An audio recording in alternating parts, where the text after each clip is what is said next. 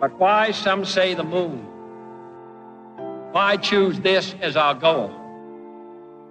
And they may well ask, why climb the highest mountain? Why, 35 years ago, fly the Atlantic? We choose to go to the moon. We choose to go to the moon in this decade and do the other thing.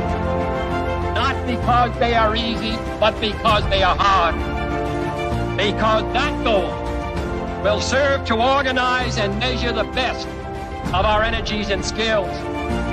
Because that challenge is one that we're willing to accept, one we are unwilling to postpone, and one we intend to win. We choose to go to the moon. All right, welcome to the 219th episode of the World Blockchain Roundtable. Our hosts for today, and this is the very special Emperor Returns episode. So our hosts for today are I am the Emperor of Den.social, and Andrew Joseph and Zach Kaiser from the Legacy Right podcast.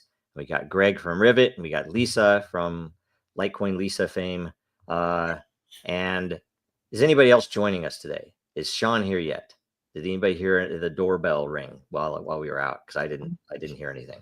Sean's always here in spirit. Yes, in spirit. This is true. And let's see here. What do we have? Last week's show was the Great Reset. And every host received 88 lot. And every topic contributor from last week received 133 lot. Last week's theme was nominated by Daybrox the Great, who will receive 133 lot. Also, the ownership tokens come with the passive income from the roundtable layer, the free edits in that layer, and governance votes, most importantly. And let's see here. I don't know. Did we have we went over what the next month's episodes are, right? This is the last day of the month, the last show of the month also. So in August, do we have 5? I think we had 5. I can't remember how many weeks we have. Yeah.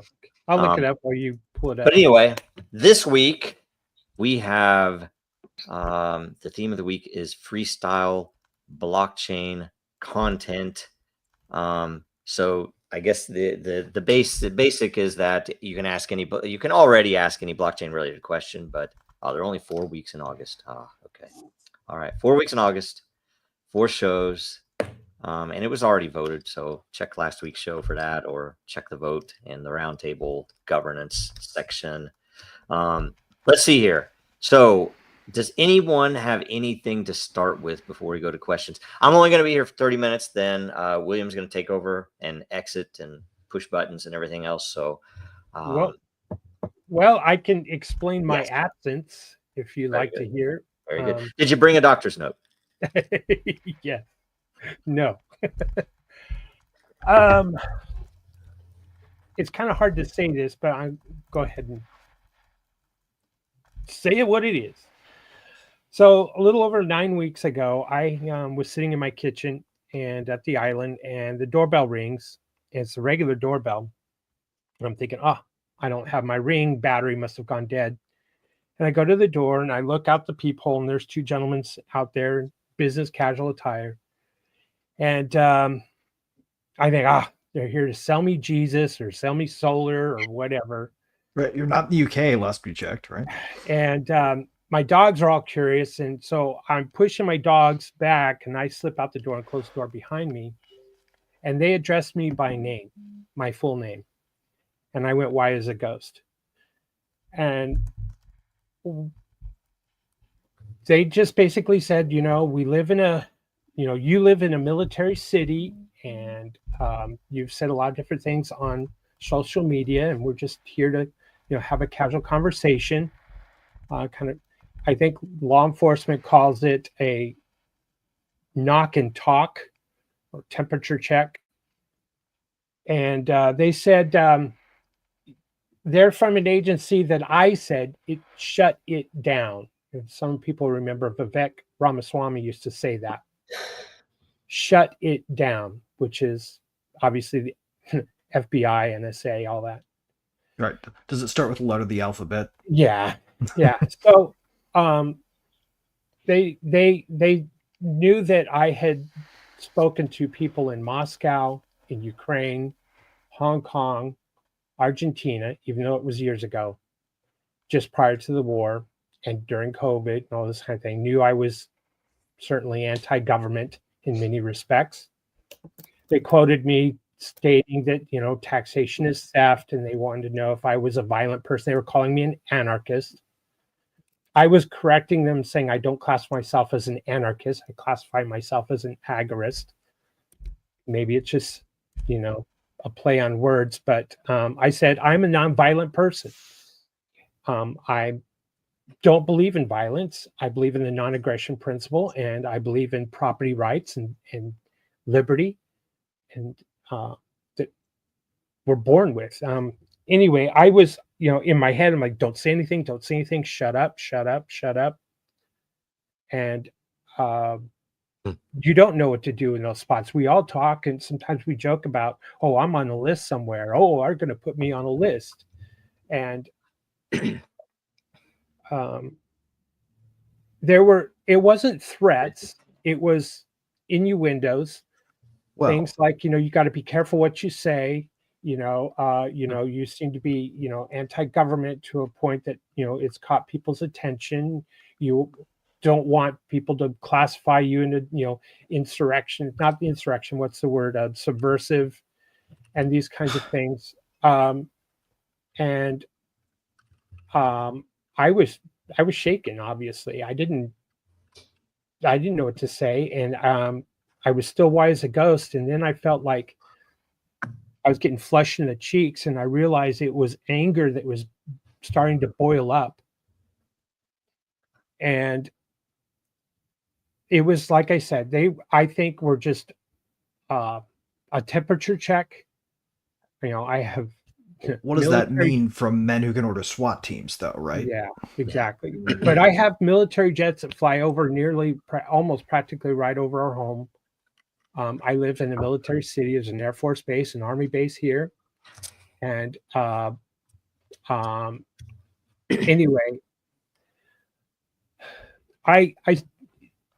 they went their way, I went my way. I went back inside the house, and at that point I'm really shaking, and I'm getting more and more angry. And then I want to, I want to get on social media. I want to tell everybody about it. And then I'm thinking, no, calm down. You got to, emotions, keep your emotions in check. And I don't know if you noticed, but in World Blockchain Roundtable, after this happening, I was starting to say different things, or I was getting a little bit more angry, or maybe I was holding back. You didn't see it. Lisa, I was invited to the meetup.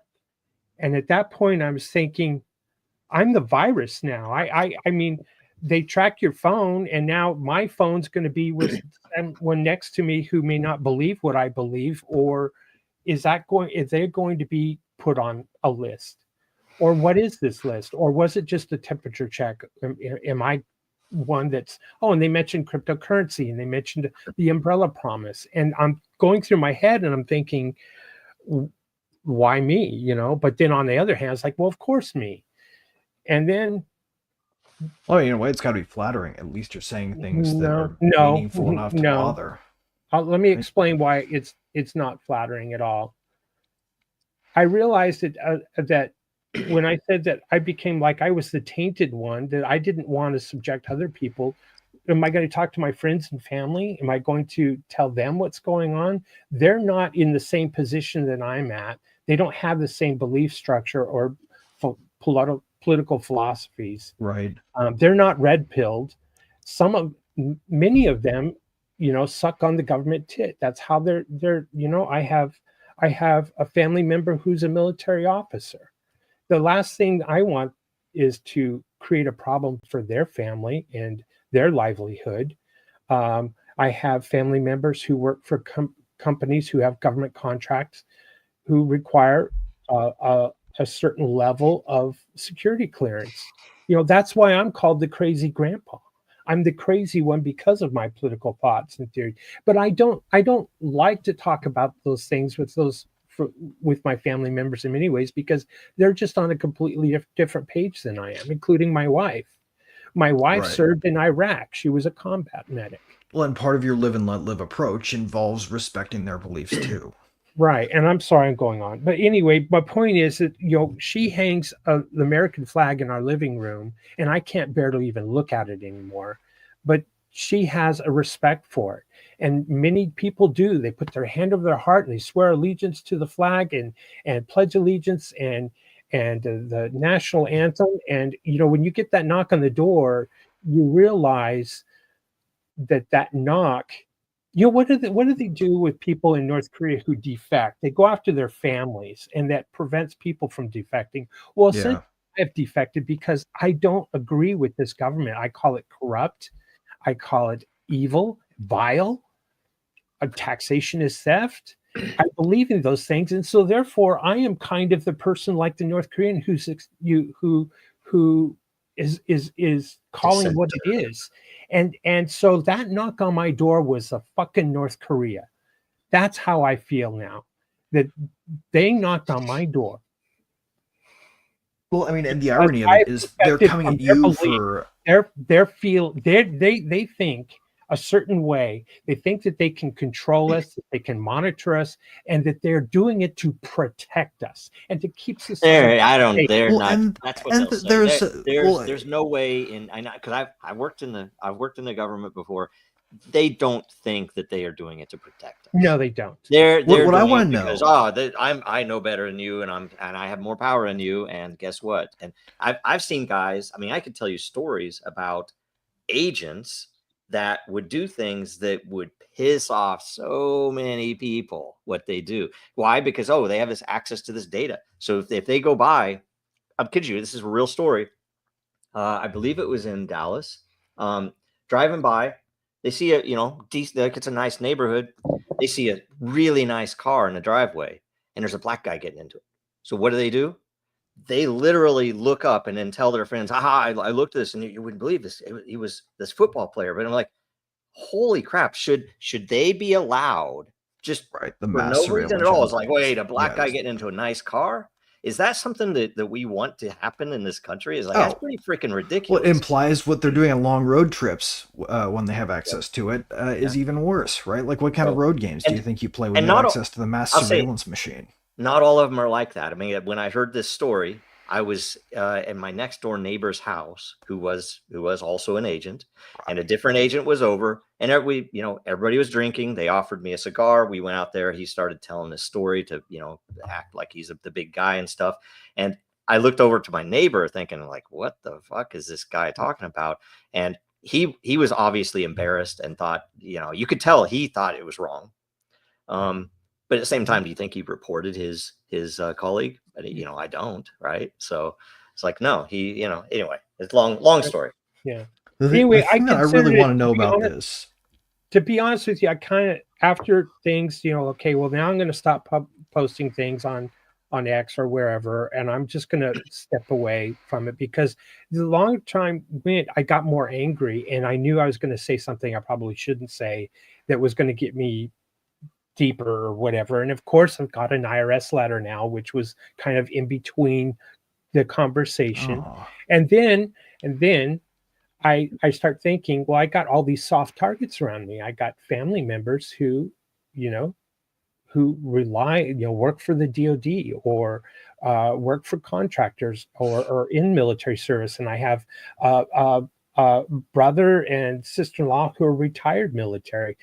Am I going to go talk to them and tell them what's going on? They're not on anywhere close to the same page that I'm at. And so I realized I have all these soft targets around me. So yeah, it's easy to shut me up. And so the infuriating thing to me is my- the destructive nature of this to the ideals that actually animate this place, right? Like, they should be, if they're knocking on doors for people who write things like the Umbrella Promise, handing out fucking medals. I'm sorry. They should be. The thing that they are trying to prevent by being protective like this is what they're causing, a threat to our constitutional or a threat to the ideals that make, frankly, your ideas need to make sense, right? Because if a constitutional government stayed within its limits, you would be an agrist. You'd just be a constitutionalist. That's right. That's right. And you know, my It's son like got they're a proving a call fucking point. at his work that really scared him, freaked him out. And I went down that weekend to talk to him about it. And it was the kind of conversation that, you know, we leave the phones in the car and we go sit on a bench somewhere or in a restaurant and we have a conversation. So anyway, and I'm thinking to myself, this was a shot across the bow for me to shut up. And I realized it's checkmate, that I have family members who I don't want to ruin their lives. I don't want to ruin their career paths or their income. And my wife's not in a position mentally to deal with these kinds of things. My God, I mean, when she was diagnosed with cancer, the VA was like, "Oh yeah, that was your Iraqi service, no problem. Here's your total disability. We accept that. You know, burn pits and all, everything. Yeah, boom. So yeah, you damn right. I got angry. I'm angered but I have to now keep it tempered. Well, For my friends, don't and ever let family. it drive you away from us again, man. Like, Well, you can, thank you. you can come The here. last thing, As far as I'm concerned, I'll go on the air with you. I'm my curious talking my about you. brother, I should say, my son said, like the umbrella problems, I've done nothing with it. I had a website for it, and I shut it down. I've done nothing with it. You could barely look it up and find anywhere. Yeah, you'll find it maybe on my ex profile, but what is it? Nobody really knows. So I'm sure that they Hypothetical just code looked is it up. And scary then these I'm days. thinking afterwards, okay, so I got a family member who's an officer, probably up for a promotion. They're going to check family. I got other people in the family that, have clearances. They're going to check family. I live in a military city. I got jets flying. Every time a fucking Air Force jet flies over my head, I get pissed. And there you go. So I think, oh, did that one just fly to, Iran? Or did that one just fly and give fuel to jets to bomb Iran? Did that one just fly arms to Israel? These are the things that I'm thinking of now, and I'm mad, and I'm Just don't start keeping dated maps; they'll come back. so. Like I said, I feel like it was North Korea knocked on my door. There is no fucking difference. It's terrible. It doesn't matter. It's really It terrible. doesn't matter who's been elected at that office. It's all an evil obvious. cartel mafia. Well, what kind of threat detection apparatus picks up "I am" for "I am"? Thank you. Other than the only thing I can say, Greg, a man of ideas can be dangerous. Yes, it's because of my family. It's because of the other people that are connected. And on my wife's side of the family, I'm kind of the patriarch of the family. So, it just doesn't seem reasonable. But I live in a military town. It's just heartbreaking to hear. At the same time, it's like, why is the government going after software developers? I mean, it's like it's crazy, and it doesn't make any sense for anybody who understands. But they recognize a threat in anyone who has an ability to speak and communicate well and or produce something of value that isn't in line with the banks and Israel and whatever the fuck they're wanting to do this year. That's all it's or just the maintenance and accumulation of power without use of it. Mm-hmm. Yeah, I mean, it's the same reason Cat Stevens was on the no-fly list forever, because it's like, it didn't make sense until you realize how their systems work. And I was at Lockheed then, and they had a system that it was one of the first systems in use that I know of that actually looked at social media posts to try to get candidates to look into for a no-fly list. And so Cat freaking Stevens ended up on the no-fly list because of whatever he had probably because he changed his name to something that sounded vaguely Muslim-y. Yeah, Yeah, it was crazy. I was like, what? And then when I saw how they put it together, I'm like, oh, that's how that stupid stuff happens. Right. It's So ridiculous. anyway, so Take the worst SEO optimization engine you can think of, like the situation where you stuff keyword lists, yeah. right? And then imagine a system that catalogs everything like that so it can be searchable by their algorithms, Mhm. right? Like it's I'm gonna wearing a err on the t-shirt. side of false positives or find nothing Yeah. at all. I'm wearing a t-shirt today. It's a Thomas Jefferson quote. When the government fears the people, there's liberty, and when the people fear the government, there's tyranny. And it's one of my old favorites. And Yeah. and Jefferson was I don't know, he was awesome, frankly. yeah, I know a but lot of people who don't like Jefferson, and like they like Hamilton, or like, man, there's some weird stuff. Now Jefferson's a good guy. I don't he was awesome. anyway, I missed had- you all, he had some and good ideas. it's nice to be Yep, back. same. We missed you too. And seriously, like, I'm glad you're here, and I'm glad that people have a chance to hear that story, because if it's happening to you out there as well, don't feel alone. Okay. Odds are they're probably already looking into everybody you're trying to protect anyway, and your safety is probably in talking about it. So don't let it isolate you. It's part of what they're trying I'm to sure do. it's just Yeah, proximity. I talk about it. It's like they either expect you to retract because they're like, hey, I'm not doing this to get knocks on my door. A lot of people, you don't want the extra attention, and for all the normal reasons. And then the other side would be to get you to go off the rails and then look like you're crazy, because that also will hurt your ability to rationally express these opinions. So it's and the worst part about the whole thing is the fact that taxation theft is paying for these two dudes. I'm going to ask you: were they slovenly dressed? Did they have suit and tie on? Did they were No, the shirts they were I call it business casual. One didn't even have his shirt tucked in. Yeah, I'll tell you, very there's going to be a day casual. coming. It sounds One crazy. had a what's that? But Must my have been the ring. Crockett. Oh, that was another thing. I kept moving because I wanted to make sure my ring didn't turn off. Yeah, But I didn't get anything. I didn't get an anything on the idiocracy ring. thing, It was and as it's if it just never something to happened. test. How long has the show been on? It's been like 4 years, something like this, right? 4 years, this show. Super Happy Dragon Lucky just passed the 6-year mark, right?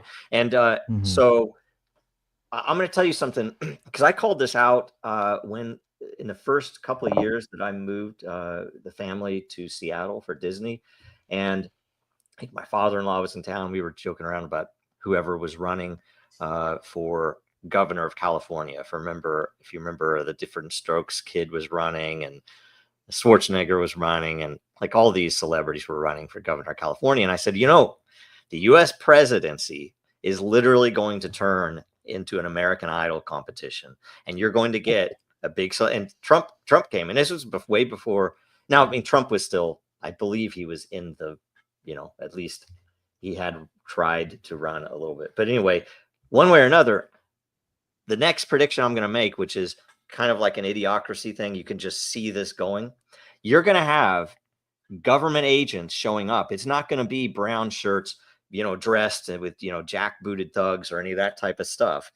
It's going to be dudes in wife beaters showing up with the sloppy, it's going to be smelly and sweaty as government agents showing up. They'll have a badge attached to their wife beater. Okay.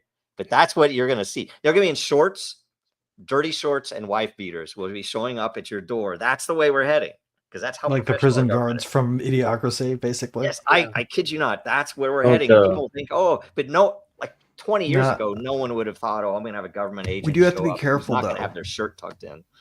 We do have to be careful, though, because we run the risk of trivializing a thing that is probably stacked to the gills with high IQ autistic intelligence, right? Like, there's a good chance that they've got the best and brightest people they can afford to hire on all this stuff, which to me makes it more alarming that the system is failing like it is. Because what kind of system turns that kind of intelligence on its own? And I don't want to. There are smart people in government, but I worked there, and I know that most of the smart people there were contractors. So there were smart people who were contractors, but the main people who had all the power. And they weren't dumb, of course. They weren't dumb, but they weren't like they weren't massive IQ genius people Right, running. not a massive So IQ it genius, doesn't but track like, that. but competent and persistent, right? Yeah. Competent and persistent and meticulous. Yeah. Maybe It's not with the acceptable. best methods or the best structure of operations or the best plans, Yeah. but persistent and competent at And it. not all of them are evil. A lot of them are just They're doing haven't the woken job. up to what evil's going on around them, frankly. And those Agreed. are Right. Well, those are the ones and still have just hope. for your false positive engine, just if you guys are watching over there, in whatever alphabet soup agency is interested in what we're talking about, this room is full of people who deeply love freedom, who deeply care about free societies. If you want to look for allies of a free country, people that once maybe would have been called patriots, look in this room. Don't look here for threats. You're looking in the wrong place. If you think we're Exactly. threats, then it's probably your ideals that are messed up. Yeah. Yep. Yeah. Anyway. Cool. All right. Let's move So on. we will go. Let's see here. Do you have it I'm a up? threat. I'm gonna have to leave. I'm gonna have Yes, to leave in I a got couple it. minutes here. But if you want to refresh, so get your question in right now. You have like a couple of seconds. There's the refresh. There it is. All right. So today's show. First question up is from Selwich44. Question: What can be some ways we can help people integrate their company's basic issues that blockchain clearly would resolve with ease? Good So question. who should go first? If I Company, can go first, so I easy can talk. try to leave. Please. You're That perfect for this I mean, because of Dragon Chain. I would say it is, to talk about and to think about, talk about, figure out the how do I say, the actual capabilities, the actual features of the technology. Um, People get stuck on the cryptocurrency side and the number go up, and that's really detrimental to actually getting it used for something real, because it complicates everything and it confuses people. If instead you're talking about the ability to put something on chain that can't ever be changed, and you can prove was in this state at that time within that window of time, or to do things similarly with in the future with the fact that we're going to mark a block in the future for entropy. I mean, there are a bunch of things like that are very unique and are impossible, or at least nearly impossible to do at all, or as well as you can do with blockchain. And so when you get in there and you understand what some of those things are, and yes, some of them might be payments related, but that's how you get the companies which have these basic issues. Identity. Imagine how big the issue is with identity, and how it's used and how it's abused in the world, that could be solved with blockchain, and still yet it isn't. It like we're how many years has the Satoshi white paper been out, and identity is still stored in the same damn way it was in the 90s and the .com boom, and because the VCs want all those identities in one place so they can sell them. It's horrible, right? And so those are the types of things. If you can fix stuff like that, that is a killer app. And no matter what you care about, if you care about the tech, that helps. If you care about the number go up, that's what's needed. You want number to go up, build something real. And that is the massive monster that is going to take over the world when we start actually building real stuff, instead of just talking about the fucking Bitcoin price and putting laser eyes out, right? Anyway, so I'll see you guys next week. Thanks a bunch. I'll be back. Thanks, Joe. Appreciate Give me a ping later, Joe. All right, Andrew. All right. How can business implement blockchain? Well, I guess you could say that Rome wasn't built in a day. You had to have layers, and they had to integrate slowly and have a sort of degree of compatibility and understanding when you're doing something like this. Because if you're trying to just directly integrate business, there's going to be a lot of confusion, because there's a bunch of different operations and how businesses operate. And so maybe somebody could be a middleman between the two layers, and then slowly integrate and teach people how to use blockchain as a business service. And then eventually that be cast aside, and they'll just use it directly. Good point. Zach, You need to attack understand. this question. You need to understand what we already have in place and what can be innovated and expanded upon. Take XMR Bazaar for that matter. Utilize concepts to adapt towards more profound, organized marketplaces outside of the existing marketplaces. Combine it all together, and that way you have another resource to actually use blockchain and its crypto assets more so than an asset but a utility. Mm-hmm. Good. Greg. So I'm going to say there are like 4 key things here. The first one is every company that wants to get going on a new tech that they don't natively use should start with an internal project. Figure out a thing inside to address with it first, because then if you end up not understanding it right and getting it wrong, which there's a good chance you will, right? Then you can unwind without any public-facing craziness. And once you have a system internally that you understand how to work and it works for you in a meaningful way, that's when you can move on to saying, like, how else can we use this, and in a way that will give you confidence with the outside world.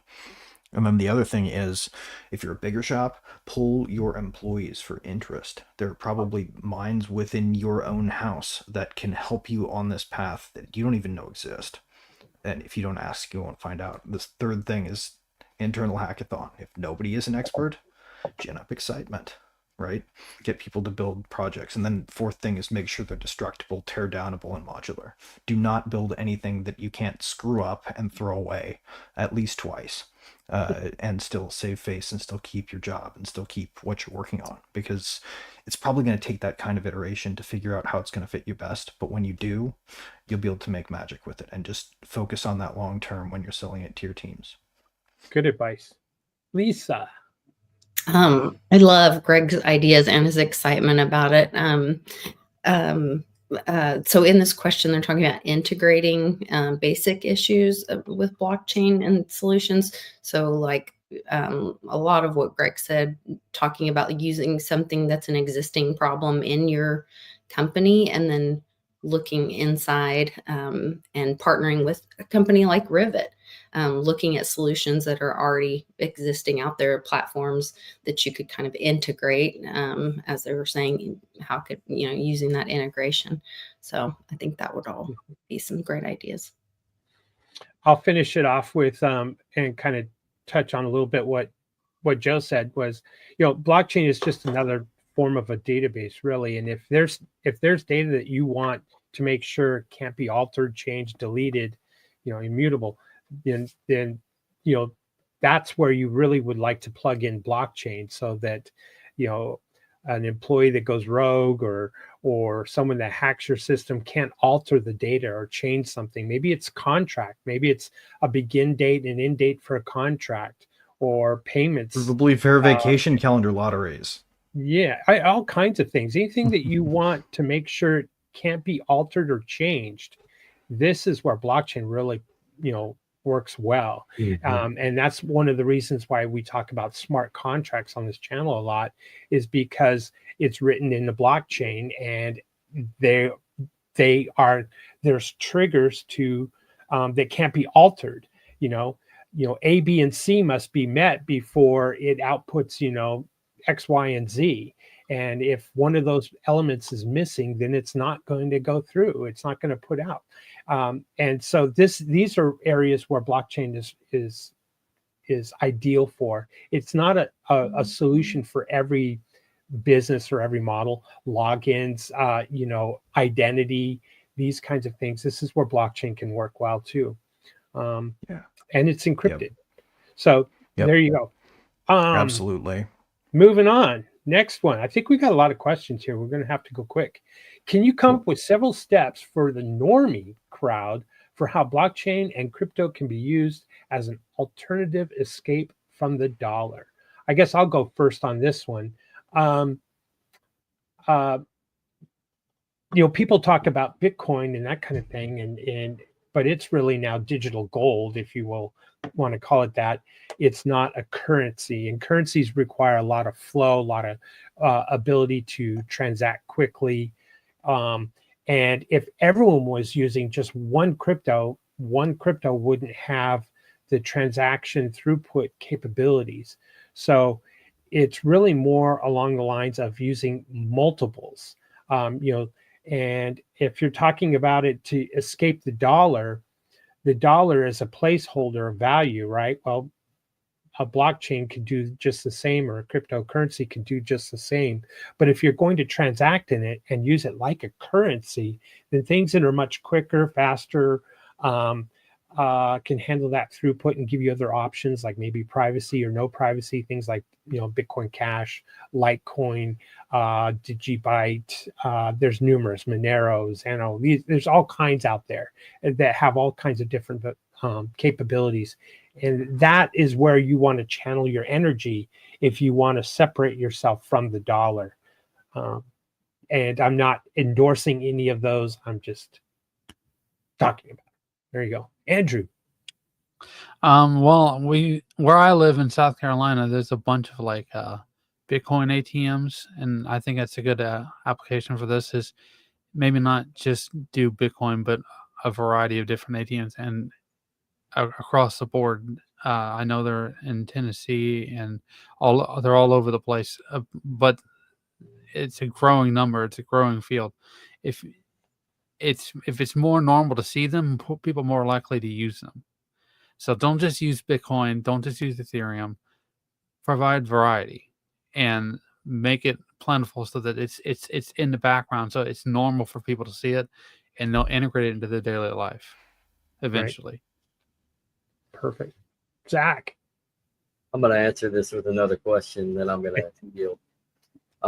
What do you think about, speaking of the Bitcoin ATM idea, what do you think about integrating gold backs with some form of tangible crypto asset?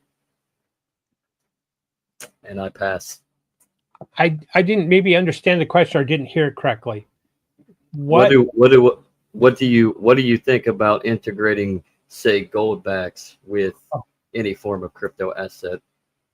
Well, I like the idea that it's an asset backed, currency at that point. It's got backing to it. The dollar doesn't have backing, hence the name fiat. And I like that idea, that concept. I personally do not care for all of these stable coins, because that's just another form of money printing, and it's also another form of control and monitoring. It's really all these are nothing more than just another form of CBDC in disguise. Well, and an opportunity to create a whole nother slew of entities that now all have reserve requirements that can be met by hoarding treasuries. Yeah. Imagine that. It's a nice place to sell a lot of debt to when you need to. There's been a lot of like gold-backed stable coin attempts, and none of them are really taken off so far. So Bitcoin Gold. So steps for the normie crowd, just to address the question. I think probably the first thing you can do is just get familiar with using the on-chain tools. A really great way to do that is a test net. I know it sounds silly, but if you go and figure out how to set your MetaMask to a test net, you can just ask someone for free crypto because it doesn't cost anything on the test net, right? It's not worth anything. But that'll give you a chance to play around in a safe environment with sending stuff around to different contracts and addresses and stuff.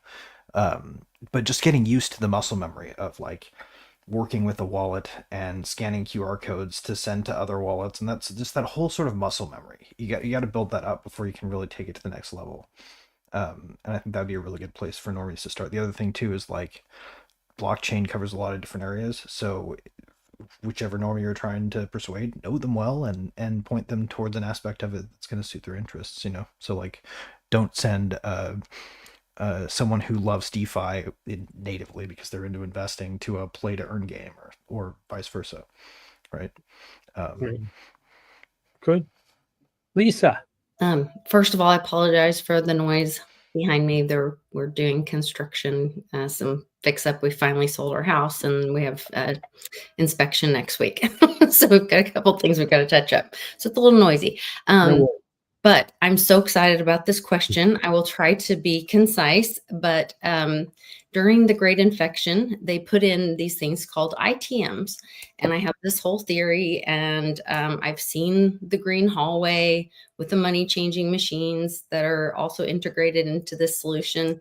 There's also been gold backs that have been rolling out by each state. They just launched the one in Oklahoma. That's the $25 denomination that may be part of that integration.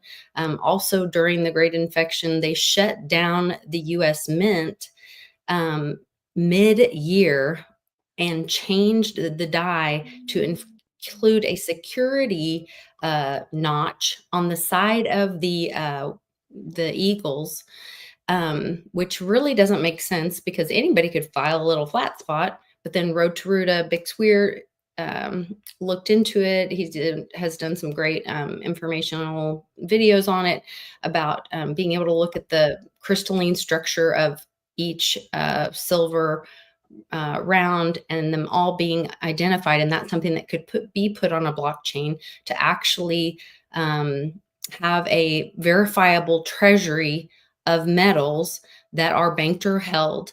And then I know, and this is where old school crypto people might cringe a little. Normies have used credit cards for years and they don't have a clue how they work. They don't have to know how it works. They just use it. And there's going to be a lot of that. There will always be leaders and there will always be followers. They're going to swipe their little credit card and they're going to be spending gold and silver, which is constitutional money, at these ITMs, which are similar to ATMs. It's a little bit different. You can look into it. You can go to my channel and you can look up the video. I talk all about it.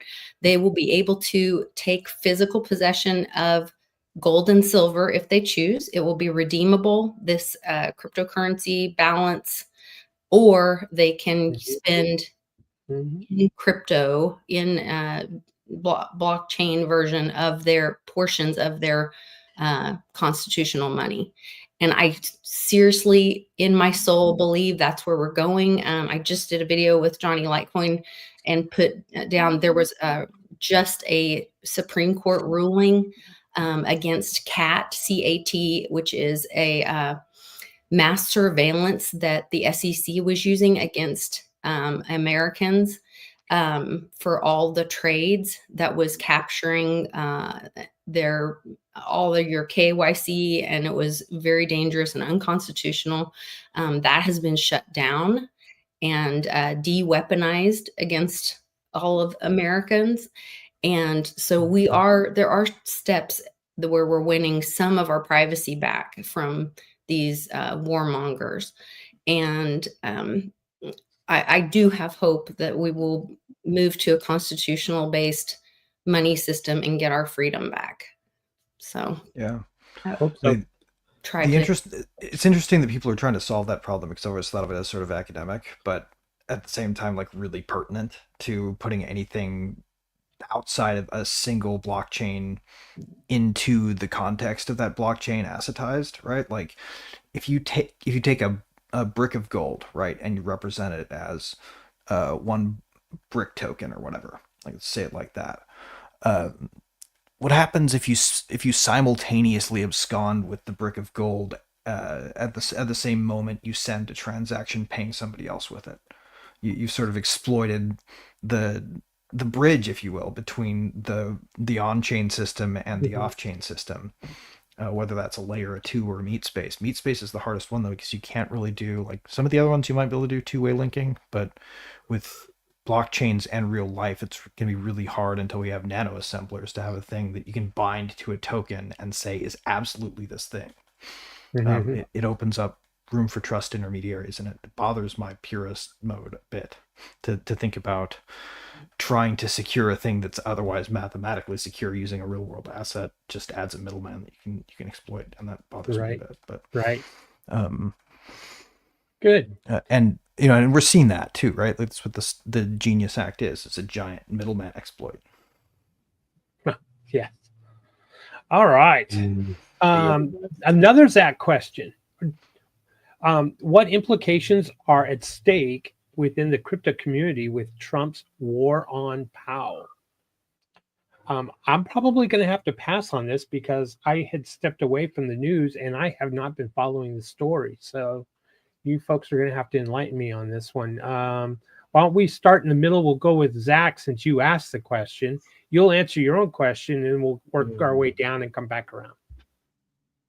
Well, I'm just going to keep it short because I want to hear everybody else's answer. But this could be very positive on the aspect that more people will choose to go the alternative route. And for you libertarians in the audience, in the Fed. And but on the negative consequence, it causes a rift between what the Federal Reserve personifies itself as and the Lincolnite exposition that Trump seems to be on with his Bitcoin stablecoin reserve to take a full-on government monopoly on the Treasury. I don't know what would be worse, just to have the Fed and watch it erode through alternatives, or watch the federal government and the president do what Lincoln did in the 1860s and take full control over the greenbacks or the Treasury and created the greenbacks. Greg. I think it's a neat little bit of stagecraft here. What I see happening is this. I see someone who's an official, formal, or old guard Federal Reserve figurehead who's currently in charge of it, clashing with a man who wants him to do a thing with the Fed that he won't do, right? Paint a rosy picture for interest rates such that the stock market will rise. This is how Trump's gauging the situation, for the most part, I'm guessing. Right? Or so it seems, right? But what you've actually got here is a dialectic between a man who runs a thing and a man who's in charge of the man who runs a thing, telling him how to run it. And what I don't like about that is it hides the legitimization of the thing within the context of the argument. It sets outside of the Overton window of the debate and the Fed. And I think that actually is a clever rhetorical tactic if you want to make people sort of think about the Fed as a thing that is a machine that should exist as opposed to a thing that shouldn't. You can close the debate around two modes of its operation and wipe out the part where people start talking about why is it doing anything at all. Lisa. I mean, I just think that this is all kind of Trump moved the Fed into the Treasury a long time ago. I think it's to eat the debt. We have to have a weak dollar to bring manufacturing back to the U.S. This is part of rebuilding the U.S. So as far as its effect on crypto community, people are starting to have these conversations. People didn't know the Federal Reserve was a private entity. They thought it was a government agency. People are now learning that Trump can't fire Powell. Well, why? Because he isn't a federal worker. They're having it's ambiguous. Well, this is what I think. And so I think that this is an education word that we're going through, and I see more people learning and growing up. And then with that, they are choosing alternatives. They're choosing gold and silver. They're choosing cryptocurrency. So the crypto community is growing. I think that's an effect that this is having. Yeah. All right. I guess I'll circle back to me on top here, and then we'll go to Andrew. I don't really know under what was happening on this war on Powell because I wasn't following the story or much news recently. So, but I can only say that if Trump was really serious and was aware, maybe he would take the playbook from Ron Paul and say in the Fed, and maybe he would start having conversations of that in that vein. But what he's doing, if I understand correctly, is he just wants interest rates to come down to try to spark the economy's growth and make new money that comes into the system via debt to become quicker and easier to make the economy, engine of the economy run at a faster pace and Yeah. create more Well, I jobs, mean- yada yada yada. When I think it's all right. And if you think fake about and like fiction. the point where tax receipts hit a line with the debt service, because quiet part out loud just for a moment, guess where that payment goes when they pay off the debt service? Guess who gets that money, right? Can anybody guess? Right, it's the goes Fed, back to right? the They're bank. the ones Fed. receiving the payments and Yep. dispersing them through the Mhm. system, right? Like Mhm. paying all of the stuff that goes along with owning a bond happens through the Right. Fed's administration, Mhm. right? So they're the ones handling that money. Yeah. While they're doing that, right, they're thinking about the fact they don't want hyperinflation, but they're also thinking about the fact they want to borrow more. There's hyperinflation if they borrow more than the debt service, because they're borrowing then from the person they pay. If they do that, it will quickly turn into hyperinflation. They don't go over that line. All the difference between like debt we have and that line is what they have to borrow. Right. And lower interest rates means this number, this bottom number that they currently owe, starts to shrink. The payment on the credit card goes down if you drop the interest rate. So they want the payment to go down so that their payments have more mileage, so they have more overhead to spend on debt. Lisa's right. In the Mar-a-Lago Accords, he talks about exactly what he's doing in his war on the Fed, which again is kind of pointless. He can't control them. Andrew, what say you? You're the last one to answer in on this question, then we'll move on to the next one. I'll bit off of what Lisa was talking about. He integrated a part of the Fed's power during his 45th administration into the Treasury system, and I don't know about you guys, but where I work, I go and I have a TV like playing when I get on. I work on a ship at night, and it's always on Fox News, and they're always it's pretty consistent. There's some kind of mention of the Fed in the news cycle, because this is like recycled from the day during the day. I think really is that they're implicating more concentration on and identification with the Fed and their power in order to get them more in the news, in order to suffocate their potential power and stranglehold over the economy. And so they say, oh, this doesn't work anymore. We need to take it back control and force this situation in order to, legitimize the dollar again. Yes. And remove them from the picture, because they've had for a long time this independence, and they've time and time again they show they mismanage it because they don't know what they're doing. All they know how is the liquidity interest rate. They don't even really have formal independence under their charter either. Yeah. The Fed was meant to be temporary, by the way. It was meant to erode. That I just shared a link in the private chat of a tweet, and Timberchet at like midnight when they were doing the Genius Act vote, he's outside and he's like, we couldn't get a vote, whatever. He goes, but then we finally talked about, and it was about the privacy. He said it's raining cats and dogs, which he mentioned cat, which then later we got that Supreme Court ruling ending the SEC's cat, which was mass surveillance. And then he says something, and he says, he mentions the Fed. We have to end centralization like the Fed. And he talks about money, and it's just a couple minute clip. I don't know if you guys want to play it, but it's I'm up into it. Yeah. Well, let's go fire. It's a tweet, and then he turns around and he says, there's lightning. He's talking about lightning. So I don't know if they're going to use lightning.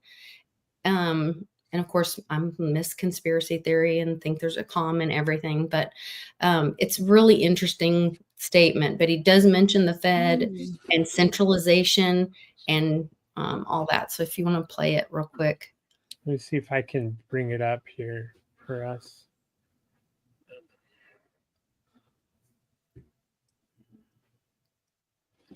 Let me see if I can do this. Oh, while you're doing that, Another recommendation, if you guys have never seen it, John Titus is the guy to look up if you want to learn exactly how the guts of the Fed works from a former insider. He's like the Mike Benz of Federal Reserve banking. It's fantastic. Okay.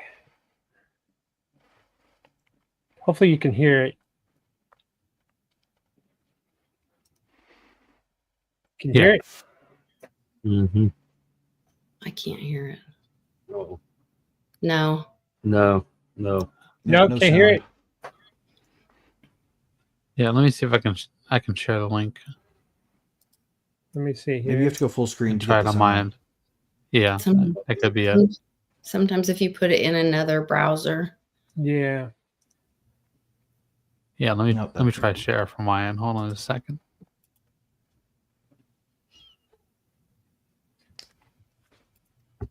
A second. I'm using Vivaldi. Yeah. It's another interesting way to think Wait, about me Windows while open. while we're chilling. Another interesting way to think about the interest rates is it's a way to lower the debt ceiling without, or to increase the debt ceiling without raising Yes. Yeah. Mm. If you want to throw mine up there, I'll try to play All right. it. Go for it. Hey everybody, Tim Burchett. It's raining like cats and dogs, lightning striking. Anyway, we just worked it out on the cryptocurrency, and what we were concerned about was the ability of the federal government to track it in a unnatural way, unlike like you can't really track cash, and very Big Brother-esque, the central banking thing, and so we were able to get that worked out, an agreement with the White House and leadership, House and Senate. So hopefully we'll get this thing worked out. And so I went on and voted yes on the It's ironic. cryptocurrency bill. So it's a bit of lights going back there. Anyway, late night, still got to go do an interview on the CNN, as they say, and but we did what we set out to do. We went a little slower, and guess what? We got there a little faster. So So he's thank saying y'all for sending me anti-central So through. bank. first it's Big Brother loses once gotta again. say it's stupid Brother weird. They still feel loses. like they have to talk to CNN. The They have hold less on. viewership than like maybe the World Blockchain Roundtable by now. Can you go back to that? Because he talks about tracking. We need to be able to track these payments. No, he said not to prevent. Well, he was opposed to it, but the stupid thing is he just traded a bunch of trust me, bro, for future legislation in exchange for signing off on a thing that's law now. That's It's what I like got. it demonstrates a highly skin deep understanding of permissionless That's not what he and said. trustlessness.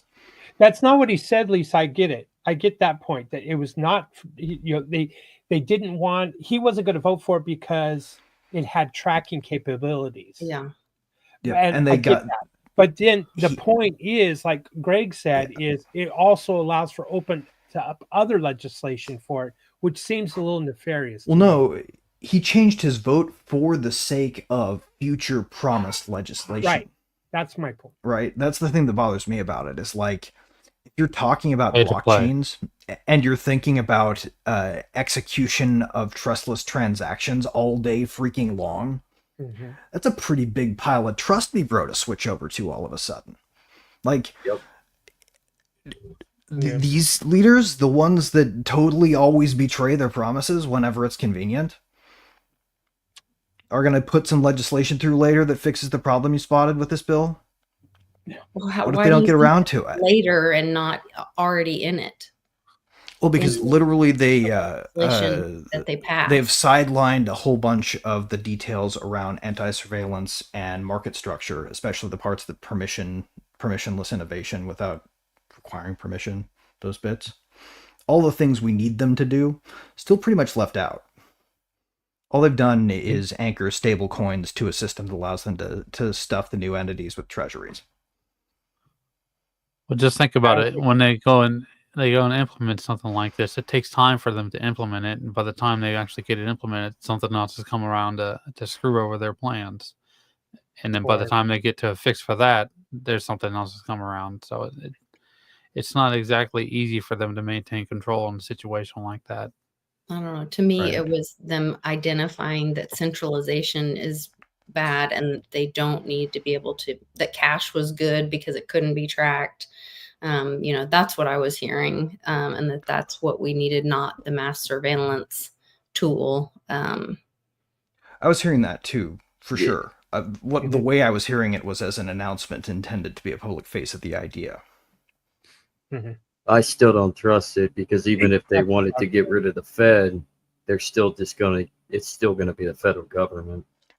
Yeah. And that's no disrespect to the guy. Like I don't doubt the guy's motives are pure. I just Yeah. don't understand the weakness of the position because it strikes me as if it's a giant capitulation in exchange for a big bag of hot air. Well, another thing Big Another bag thing of is- Belgian waffles. What was that, Andrew? Another thing is they're not really given 100% of the information. They're given very, very minuscule amounts of information just in order to pass whatever they're working on. So, Well, like, really there's Devil's in the They're- details, right? yeah, He's that's voting right. he's voting based off of a summary because he doesn't Yeah. have time to read the entire thing, nor does his staff or last minute. That's why they make it such a It's only- long bills is because they realize most people aren't going to read that. They don't want to read that. Just like a terms of just- service kind of Yeah. agreement. Well, and they were discussing only a subtle one concern congressman. over what they're calling a layered CBDC, which is a way of saying stablecoins causing CBDC by another name. So he may have been talking about that directly, but again, future legislation will have to address it. Next question. We're going to have to go quick because we got a few more questions here. How can privacy tokens like Xano and decentralized exchanges like XMR disrupt the imminent growth of centralized takeover of the blockchain through Bitcoin and its stablecoin heresy? Who would like to go first on this one? I think I just Andrew. kind of basically answered that with my last statement right before you asked the question. So Go for it. And Say it reiterate again. that point. okay, when they try to implement a universal solution within the framework of the legal system we have now, by the time they actually get it fleshed out and people adopt it, there's going to be something that's going to step in and work around whatever they implemented. And it's a game of cat and mouse that just they won't win because it takes time for them to get everybody to follow the law. And they're always passing new laws. They over-deliver on law delivery. Oh, they'll win. They're always going to win, but it's how they win. This is where agorism goes into practice. Just because they win in one aspect does not mean that they're going to win in the other aspects. So other people are going to divorce and adapt and go the other route rather than fall in line with their takeover. Yeah. Greg. I think they need to find. Okay, so the trick here is going to be teaching people over the white noise that will inevitably be generated to make it hard to teach people why this matters, right?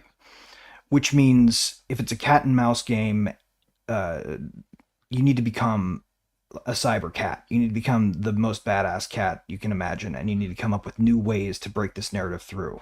You need to come up with new memes, new ideas. There's this idea that I've been playing around with called minimum viable meme.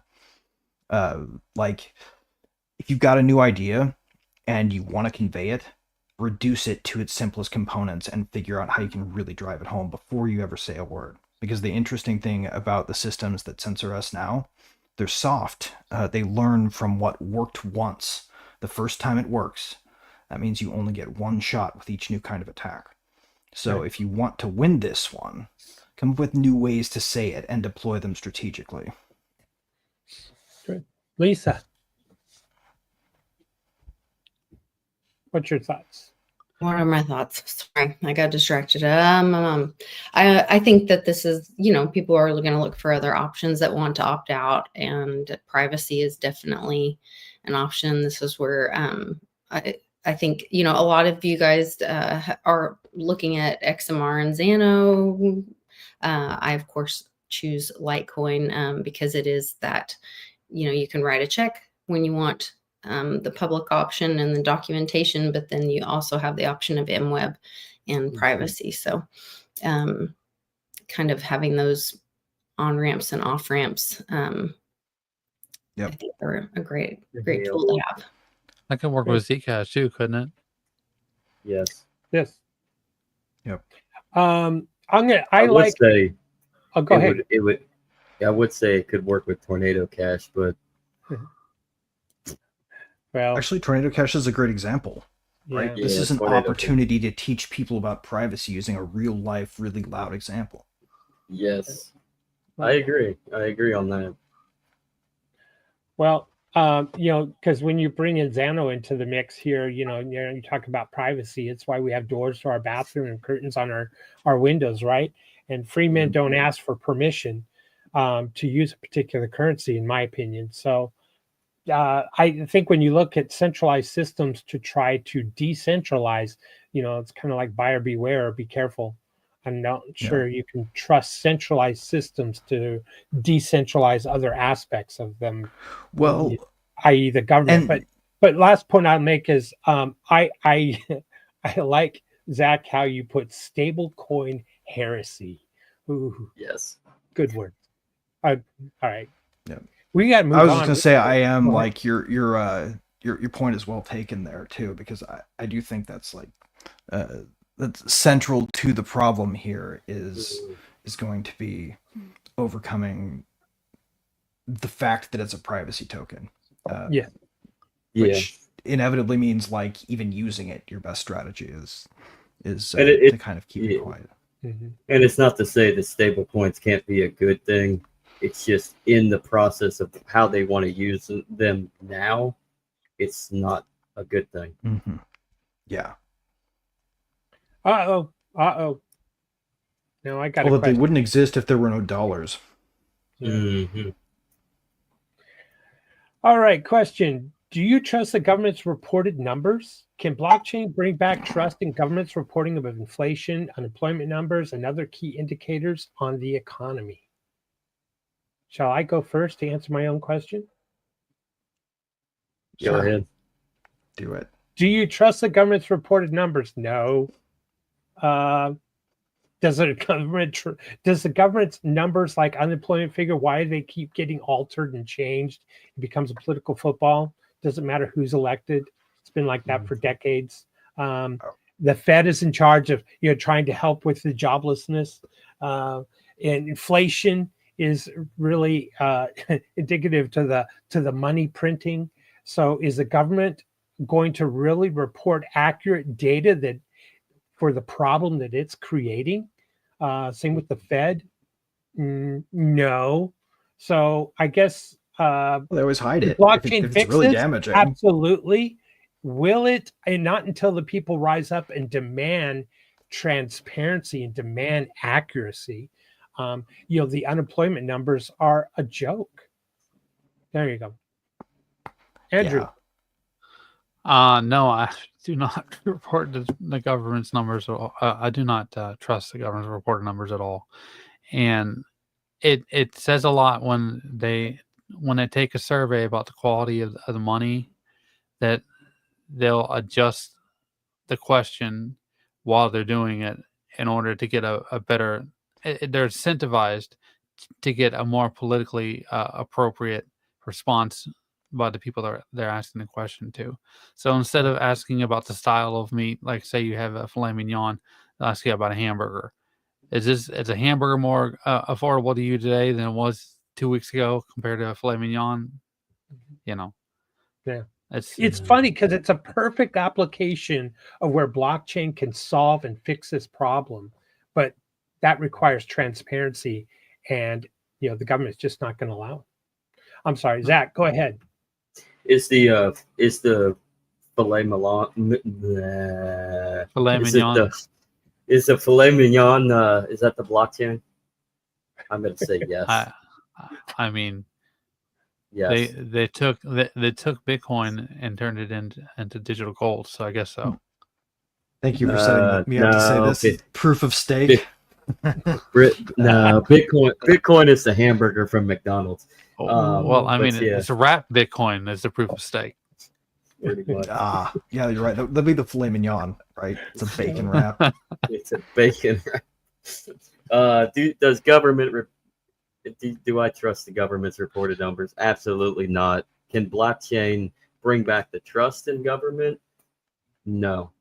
And here's the reason why: because blockchain can be used for truthful, pure honesty, transparent information getting out to the public. And so I think the blockchain will allow you to become more ungovernable rather than put more trust into the government. So double standard question right there. It's no and no. Greg. Interesting. Greg. I'll take this What a step say farther, and I will say I don't trust any reported numbers.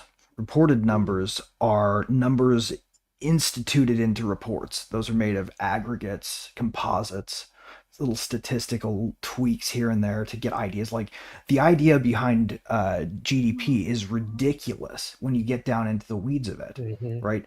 The notion of purchasing power as we currently define it.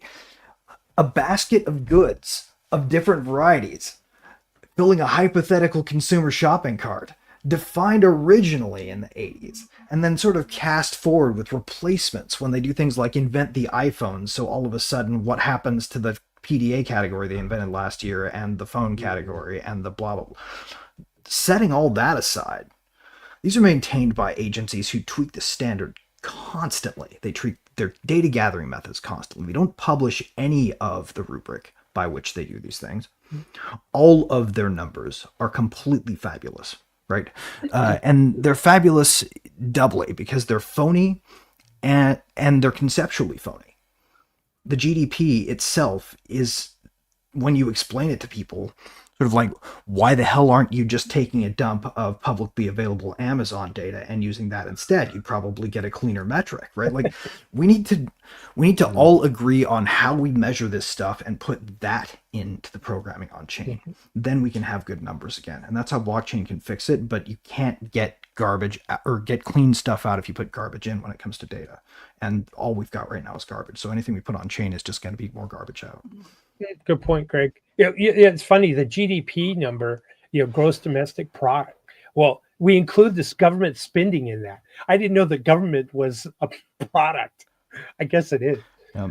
We export it with bombs. Go ahead, Lisa. Mediocre resistance to change. Yeah, I just have more of the same. I have an export. Somebody send me some information that works with a insurance company that was talking about, that there, with these huge layoffs that were happening, Microsoft and some other companies, that they actually don't report. Once people roll off the unemployment, they stop counting them in these reports. So those people aren't being reported. There's also a huge number of people that were given like severance packages.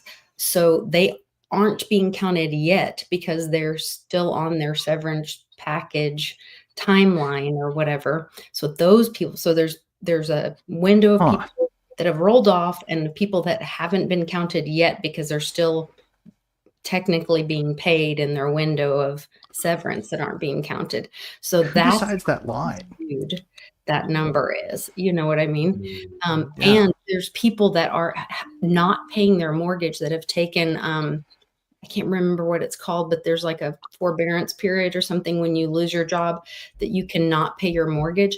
And that hasn't hit the market yet as well. So there's another, we're in this false economy right now, window that should hit probably this fall, where there's going to be a huge number of homes dumped on the market where people just can't make their payments and are going to be handing the keys back to banks and walking away from homes that have been overpriced in a false market because corporations have been buying up and pushing the value of homes, fake buying, exchanging titles between each other to falsify the number, the price of homes.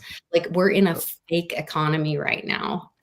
Although pro tip, if you're not entangled in any mortgages right now and you want a house, now is the time to get pre-qualified because you're going to be able to make some hella lowball offers. It's about to be the world's greatest buyer's market in the fall. So it is. So bright side for people, like get that knocked out of the way so that you can be a first mover, because those are where all the really huge discounts that crush the market signal are going to happen, where somebody drops like a $1.5 million house down to $300,000 or something like it. Be there. You'll be sad if you miss that opportunity. Here's another question by yours truly. How can blockchain help the Ukrainian government draft men over 60 years old to fight in the war with Russia? Oh, They're running out of younger ones, but They've been running out of younger ones. I think their army probably more easily, right? Because if you have a walker, you can't get away from the white van as readily. Well, they did. Black van. What's it called? Inscription. What do they call it? Draft or whatever. They upped it to over 60, right? Or up to 60. Mm-hmm. 35 to 60, I believe. Yeah. So there you go. That's now the they can be step. drafted into war. Okay. There you go. So how can blockchain help the Ukrainian government draft people that are, approaching 60 now to go fight? Boy, is that a loaded question. Andrew, you go first. I picked you, buddy.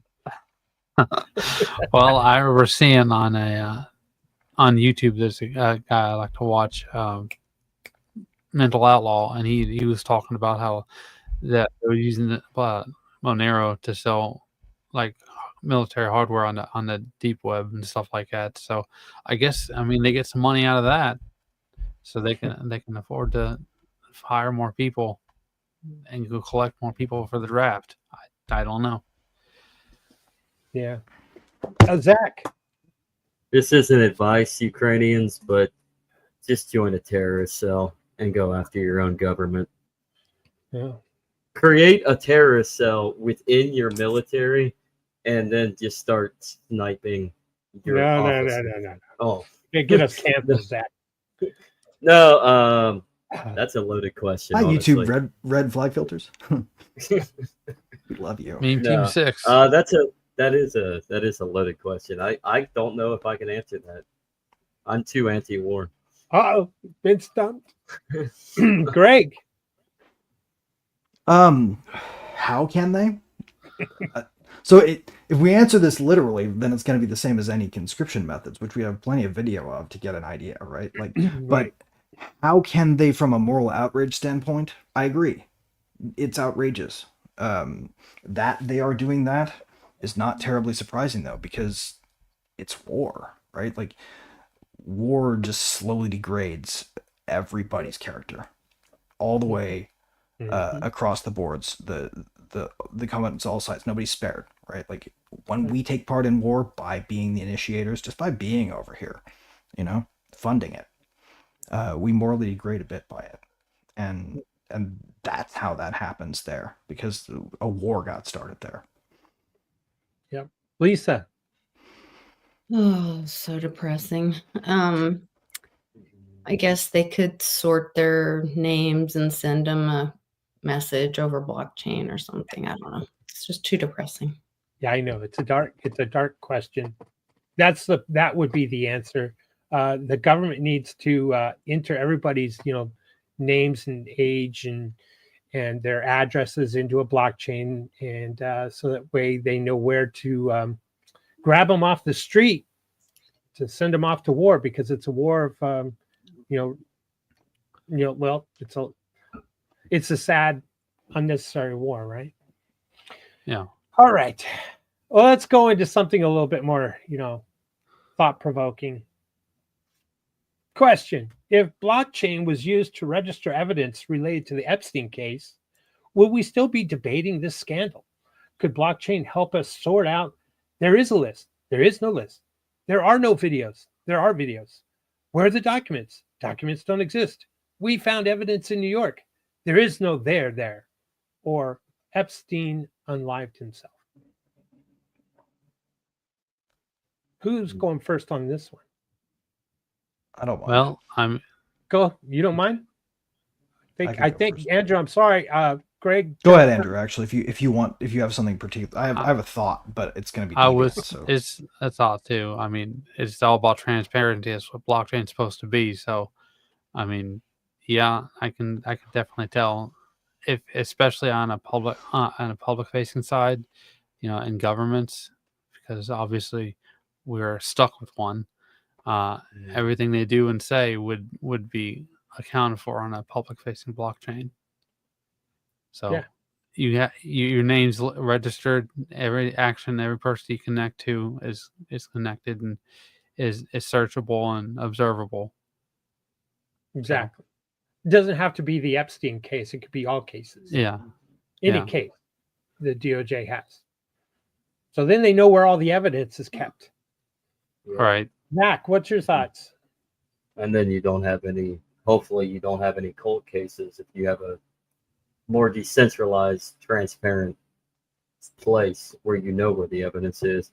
Greg, you want to go? Because I basically I'm just going to say the same thing for the most part. Well, the interesting thing that I've recently come across, and this was from a lead that I followed from Walter Kern, who's really great on Racket News, who posted this from on his X account. It was a Substack that goes into some detail about a theory about why the whole Epstein thing is such a conundrum for power, right? If you think about like some of the names that they saw, that we do know, right? Bill Gates got divorced over this shit, right? Probably Jeff Bezos got divorced over this shit, if we're being real, right? The timing is odd. We don't know that for sure, but bottom line is, what do these sound like? These don't sound like government officials. These sound like tech giants. And as it turns out, it was from some unsubstantiated insider reports, a lot of this might have been about control over science.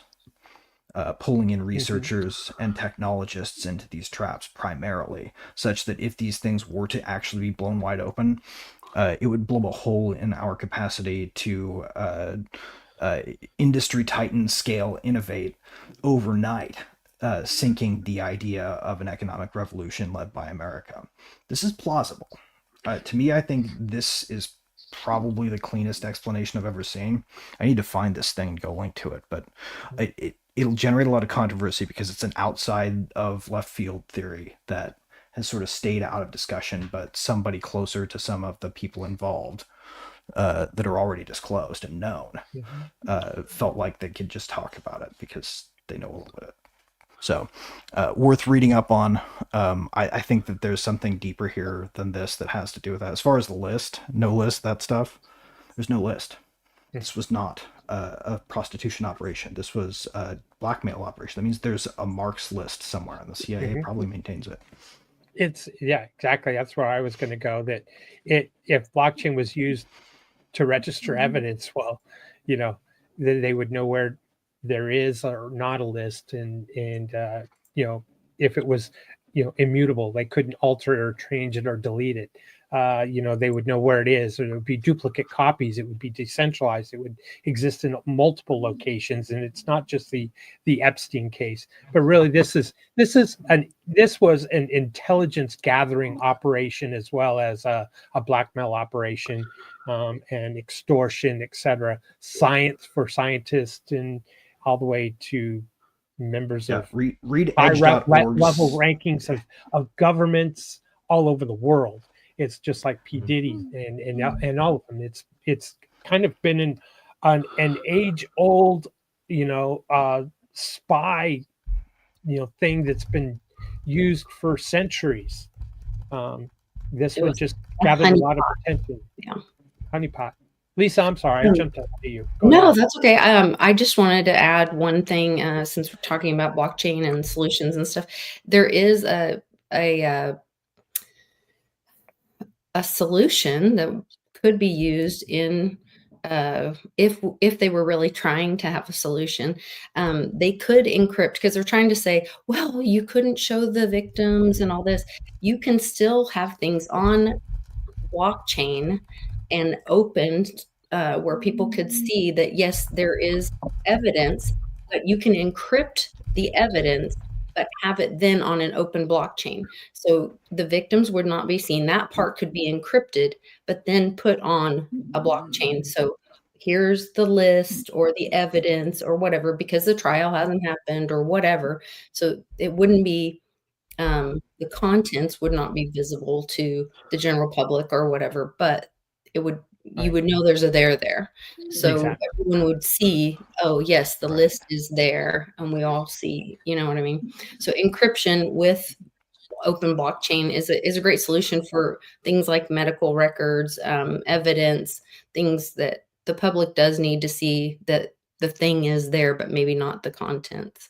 And I think those kind of partnerships So- could work for Here- situations like Here's this. an interesting question for you guys. How bad do you think it would have to be before even you would agree that it's not in our national interest to disclose it? Who would have to be on it? What kind of people? Like, how bad would it have to be for our country? I think if you're if you're protecting these pedos, I don't think there's any limit that should be exposed, so that Well, they don't. okay, let me pose you a they don't question then. offend Like, kids. circa the race with Russia to the fusion bomb, the Epstein list drops, and it includes all of our lead nuclear scientists. Yeah. Still justifiable, right? What about AI researchers? Well, I think in a situation like that, you would keep them on for work, but you would restrict all their freedoms. Yeah. And I'm not posing this because I think this is necessarily the case. Mhm. I'm just, as a thought experiment, I think it's one that we have to Well- ask because it's the calculus that these people are clearly using. Think of If the that all if that all leaked out, I wouldn't even know. It's time for rope. think of WikiLeaks and the Panama Papers. Think of them as if they were blockchain. You know, it's transparency. Mhm. There you What if it was Norman Borlaug on the go. list Who is Norman Borlaug? before he did his work? The guy who created the Green Revolution in the 50s that blew away Malthus's argument about linear growth of linear growth of food supply versus the scaling of population. It destroyed the Malthusian argument and probably saved something over 2 billion lives or something like that. Wow. What if he was on the list? What if he wasn't even guilty? What if he was just on the list in a way that made him look ugly? Guilt by They like to association. do that. Yeah, Yep. they'll run your name through the mud. Mhm. That's the really contentious. I get it. Contentious But that's argument is making. That's also a tactic. That's a tactic that, you know, these intelligence agencies use as well. Right, we would never really know, but we have to assume the plausible possibilities, right? Like any one of the things that we don't know that could be the case, including a situation like that, where in order to win the short-term victory of the Epstein files release, we would have to be prepared to collaterally damage, sacrifice a whole bunch of lead scientists in a whole bunch of major fields. All right, next one. Wish Joe was here for this one. Question: It's a How shitty can situation. Question: How Probably can shouldn't set blockchain up be used honeypots. to document the war crimes, loss of life, and genocide in Gaza? Who wants to take that one first? Well, I mean, you keep a record of everybody who's been born a certain period right now, as it is with ID, right? So put it on a blockchain, have people check in. They do that on Facebook all the time after an incident has occurred, you know, and just make it more rapid. Considering Belgium is not too kind to journalists of any manner, how would we be able to document anything on the ground and put it on the blockchain to be able to utilize the blockchain? Yeah. Because Can, Belgium actually. is Yeah. not very GPS and multiple point GPS confirmation with cell phones and There's documenting also that blockchain. That would be there's also mathematical things about blockchains, the way that the nodes work, that allow you to, with the right size nodes, separate into portable units that could still be operating essentially on chain. This is what sharding was all about back in the day. This idea that a fragment of the network could be downloaded to a node and you could still process transactions in a way that was coherent with the whole, right? so. Yes, So you could go in with iPads that were running nodes, record data based on a system that humans were out of the loop for, like recording with human recognition and AI or something, that would And record say straight it's to that something- blockchain and then sync back up. So then you could trust the numbers better. Like, I think that And would be a say- smart way to use it. and say if something were to happen to that person activating that, it's still on record recording onto the blockchain then.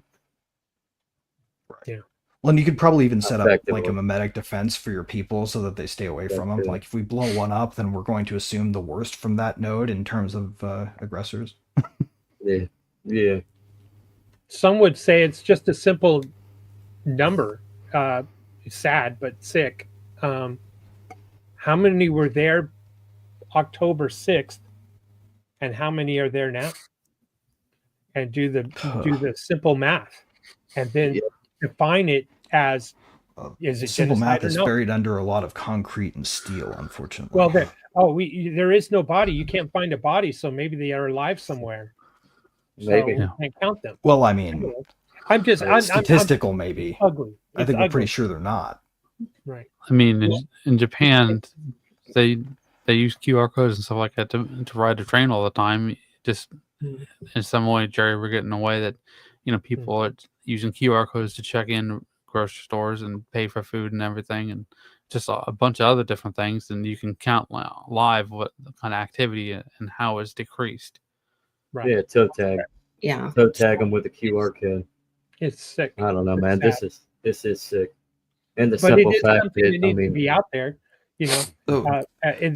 Crimes and need to be documented, and it needs to be decentralized, and that information needs to be decentralized, so it can't be altered or changed. So That way that we're maybe not the arguing. perpetrator of the war crime can be held accountable. It could also help that way secure we're war zone not supply arguing chains. over. I mean, right now we're arguing over whose facts are legit. Is it Belgium or is it hummus? I mean, really. And and instead, there's literal babies. Well, find out that Belgium paid Hamas to justify bombing. Yep. Gaza. I think the other thing that it can do, really, for Gaza that people aren't talking about here is actually wartime economies, gray markets. Like people always talk shit on the guys who load up on Generacs and head down to the hurricane zone. Those guys are actually heroes, right? Oh, they are. They are. And if we could come up with a way to secure that economic flow such that no intervening entity could get in the way of the potential for profit, that would mean that some of it would be economically valuable enough to get through. You could actually help keep war zones alive. Well, you have to get rid of the NGOs that are black markets in and out. That are coming in to sell the babies and stopping the people that are really wanting to help. Right. Which is why it would have to be like decentrally enabled, privacy protective, and the person would still have to use good OPSEC because they were going to be running cross barricades and dodging gunfire in order to sell their wares. But those people could be found and like see an economic benefit thanks to blockchain too, which would really help that area probably. Andrew, you got anything to add? I mean, just I guess you could study the way that people kind of operating on the shadows in the Soviet Union and in China, North Korea. I mean, just the reports and try to extrapolate from there. That's the only thing else I can think of at the moment. Well, that is our last question. Sorry for the depressing topics here. Let me just say this. Blockchain is a tool that can be used to bring transparency to government or to institutions and make institutions decentralized, protect information. Like I said, it's just a different form of a database, and it can be used for good or for evil, or it can be used for documenting the ugliness in the world, right? Or it can be used for great and wonderful things. The sharing of maybe new technology, new open source code, and where others can be inspired to do new things. So and build new things for the betterment of humanity. And I guess that's where it comes down to. So we're surrounded by darkness, ugliness, and evil. I guess it's up to all of us to think about how we can help bring about change or transparency to make a difference and maybe stop evil in its tracks. It's a heavy lift. It's not easy, but I'd like to think it's exposing the possible. corruption. Mm-hmm. Yep. What else is happening in the world? We move. I don't have. First of all, my apologies to the chat. I haven't been able to maintain the chat, and when we were all lined up, it would have covered up beautiful Lisa's face, and we couldn't have the chat cover up Lisa. So Thank you. So my apologies to the chat that you haven't been able to see your chat up on the screen during our show today. But we welcome everybody that's here watching and in posting their 2 cents in the chat for everyone to see. I think there's a new button on StreamYard on the top, like right-ish. You can turn chat on and it'll stream it kind of below Greg's. Yes. Yeah. Where is that at again? Then it would be covering Greg's. I think it's kind of on the top right in your on your screen. Oh, in stream, yeah. Yes, it'll be kind of on the bottom of Greg's corner. Yeah, I know what you're talking about. I just don't know where that. I should have mentioned it earlier. Look for it. It's kind of a ongoing thing. You just start reading them off. Kind of fun. Yeah. Oh, there you go. Show comments on stage. And then as people from this point forward, it'll kind of pop up. Yeah. Someone tested. Yeah, somebody pop in there and say hi. I feel like there's an overlay now right here. See what I'm talking about? Yeah. Well, now it's blocking your American flag. Oh, it's on this side too. Mm-hmm. Oh. There. Oh, there we go. I was supposed to be hello test. y'all, but I hit enter before the y'all came up. Y'all. That's Y'all. It's natural progress of that truncation. You could switch me and Greg, and then that way, because I really don't have anything over here. As long as I stick to this side, I'm good. I don't mind being right next to the text. Okay. I can point at it and stuff Okay. as it scrolls by. Sounds good. Oh, shoot. Anyway, so what else is happening in the world? Like I said, I kind of tried to separate myself from the media for a while and trying to catch up somewhat. But what else is going on in the world?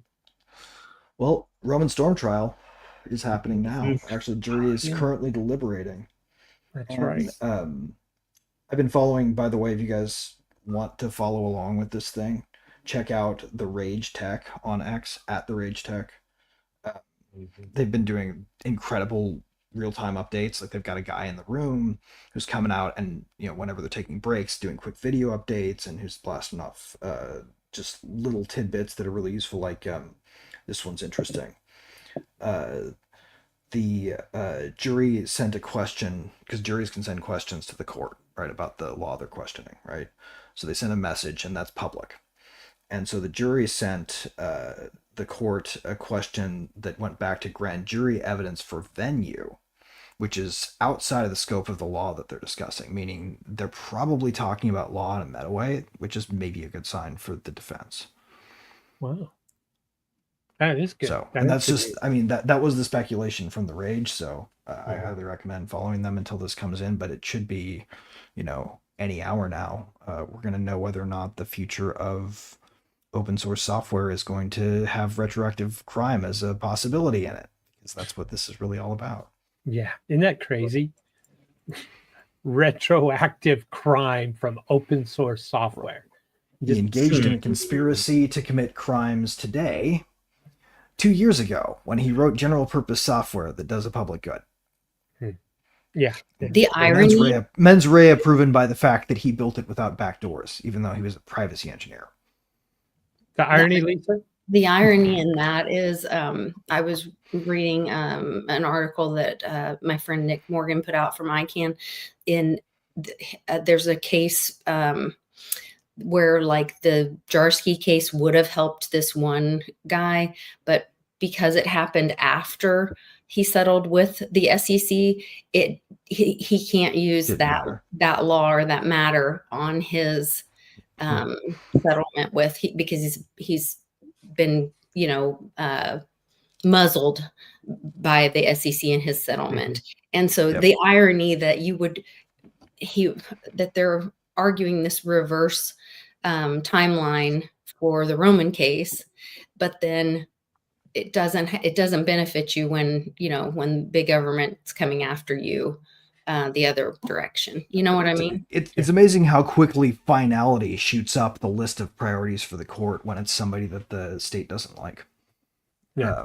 Like priorities when it comes to adjudicating people who are inside of it, right? Those people have infinite reprieve. Mm-hmm. Right. But if you're talking about people that the system wants to take down, then above truth and justice is finality. Mm-hmm. It also shows that because it's ongoing still, there still is a war on crypto by various nations, states. I just threw up the link in the private chat. I guess it's the guy that's there. Oh, cool. What was that? You dropped a link? Dropped the link on X. I'll share it. Oh, I got yeah. it before. Cool.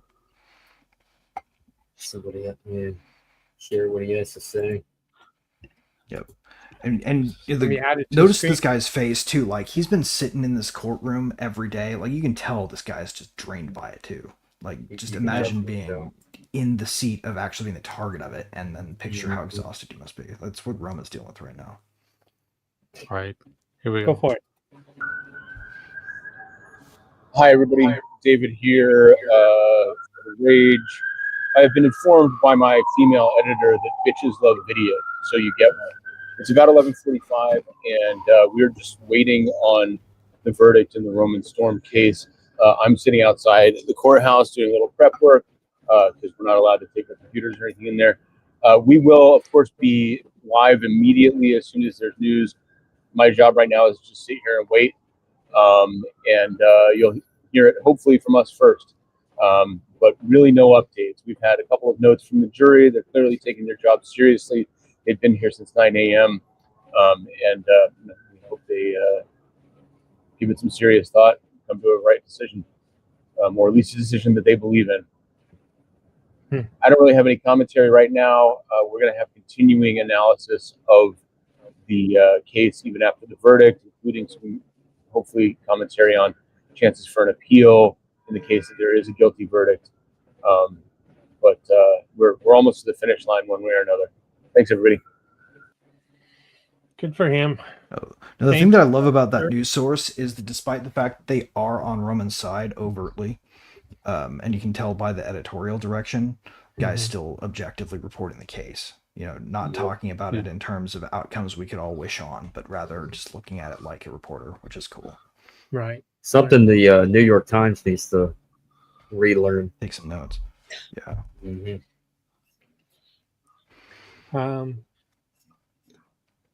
What is next week's show? I'm looking at the notes. Freestyle blockchain content, or is that this week? That's this week. This week. So I have to look up what our well, next week we'll start August. So yeah, who knows? Oh yeah, it's a surprise. Yeah, I have to look at. It was put up there. We could react to video clips and stuff like that. That'd be interesting. Yeah, that was going to be interesting. I mean, that's yeah. I think that is for WBRT reacts to reacts. Link to a clip. We'll play it live and react to it. So that is week number 1 of August. Week number 2 is Law 0 and what it means for crypto, blockchain, tech, and governance. 3 is Roman Storm's case, its implications for Liberty Tech and open source software.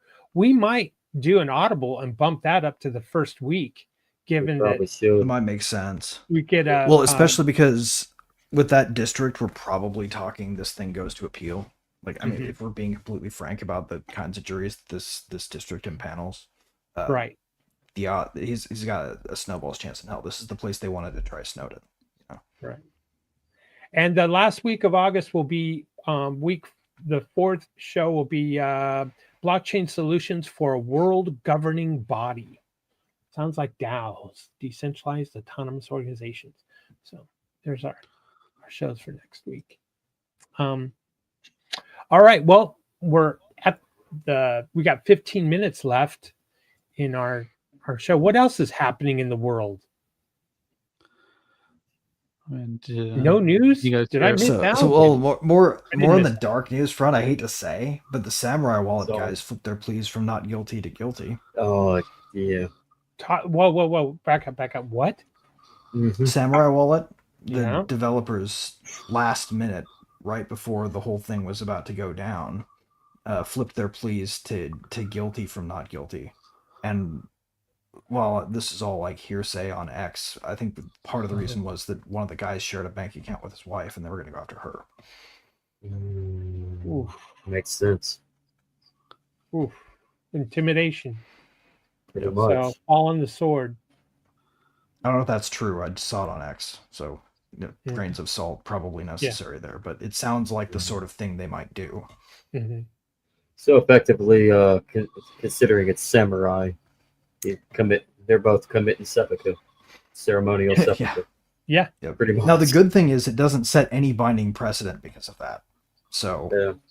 whatever the case, there's nothing published because of a plea. Then there's nothing set precedent-wise. It's just one example. Mm-hmm. Yeah. There's also a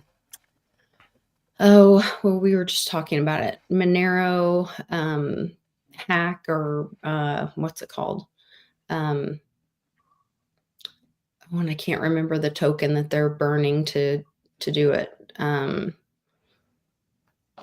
There's a bunch of miners that are about to do the 51% attack. Yes, the 51% attack on Monero. That's in the news for Wow. privacy. Wait, so they're announcing they're going to do it, and then they're going to try to do it? I guess. Yeah. That They doesn't seem even like- said what token they're like selling it or switching it to burn to do the thing. Just kind of like what they did with Bitcoin, I guess, when they did Wow. that. Hmm. They Well, In it's the not a very good forward- 51% attack if you tell people it's coming. Yeah, exactly. Yeah. Well, Just Well, a you pro know- tip from I mean- people who know blockchains. remember the Well, hostile I mean- takeovers? The hostile takeovers to get seats on the board and alter the course of a company, Yeah. or split it up, break it apart because the parts were worth more than the sum. Or just acquire the IP so you can shelve it. Mm-hmm. Mm. Yeah. Mm-hmm. Sounds sorts like of dirty some tricks. 4chan type shit. Oh, it's 4chan is the world's least varnished place because they don't talk in code about the information war that everybody else is still fighting. Mm-hmm. Yeah. Mm-hmm. Yeah. Interesting. Well, what else is happening in the world stage? Crypto, We should non-crypto. find something like cheerful and positive. Yeah, I know. It's been dark. They're arresting a bunch of pedos. Good. That's Well, I That's think always that's good. That's they positive. should unalive them next. As long as they're real pedos and not just the people that downloaded pictures of pedos doing it to children, because that's not the same Right. thing. Hmm. I want them to go after the actual people for once. Hmm. Yeah. Well, as far as I'm concerned, it's capital punishment for that crime because Yeah. it's Well, death of innocence, and that's a capital punishment. That's my opinion. Capital punishment's too clean and quick, frankly. Mm. Mm. That's why Wow, that's dark. we gotta start growing more hemp. I mean, bring back hemp rope. oh, It's strong. It's yeah. the 8.8 earthquake in Russia Yeah. Oh yeah. yesterday. Ooh, yeah, that was actually kind of a big deal. Yes, Yeah. it was. It set off There's set off a tsunami volcanic on- eruption too. Yeah. Oh, I haven't heard about The- the volcanic eruption. Yeah. I didn't know about the volcanic eruption. Isn't there also a Me either. tsunami that's about There's to hit like tsunami Japan? in Japan and Yeah. East there's supposed Asia? to be- Alaska, the whole Pacific coast of the United Yeah. States. Mhm. Yeah. It turned out to be I don't hope people don't get too complacent, like it turned out to be a smaller tsunami than what was anticipated or thought or Yeah. was worrisome for some. So Mhm. I hope people don't get a false sense of hope our false sense of feeling like, oh, I'll be okay the next Goes time. to show how like Yeah. how bad we are at fluid dynamics where the density is greater than air. Like we don't see the oceans like we see the skies when it comes to weather, and we see the weather shittily. Like imagine trying to see ocean weather, and that's Right. the problem of predicting tsunamis, because like yeah, maybe you know that the epicenter of a quake that you've detected halfway across the world happens to be at a place where it's deep, right? But you don't know how that wave's really going to, or how that force is really going to impact the wave structure. It's just not predictable. Possibly not ever predictable fully, but the crazy thing is that people would not stop paying attention to tsunami warnings because they come too frequently or whatever. Not a good idea. Yeah. Because by the time you notice those things, it's too late to get away. Well, Well, since should we we've been wrap- so positive, Yep. I guess I don't know if you've heard that Hulk Hogan passed away. I did yeah. hear that. God, I bummer have. news. Yeah. Yeah. Yeah. Fuck Hulk Hogan. Ozzy Osbourne, rest in peace. There's been a few, huh? Ozzy, Hulk. There was someone else. The guy that played Malcolm. Chuck Or wait, Mangione. Yeah. What his name was Malcolm something. I don't know. Right. I don't know. But the kid from the Cosby Show. Right. I guess he's He's not a kid. still young, right? He's roughly like 54, I think. He's still relatively young. What I was the guess cause of very death of young. Hogan? Do we know? I know Ozzy Heart had issue. Parkinson's. Heart issues. He's been having some health issues quite recently. And Malcolm? Yeah. Do we know about Malcolm? Drowned. Drowned? Yeah, he drowned. They were on a trip, and him and his family were on a trip in Costa Rica, and I guess I'd assume riptide or feds. I don't know. Oof. Wow. That's sad.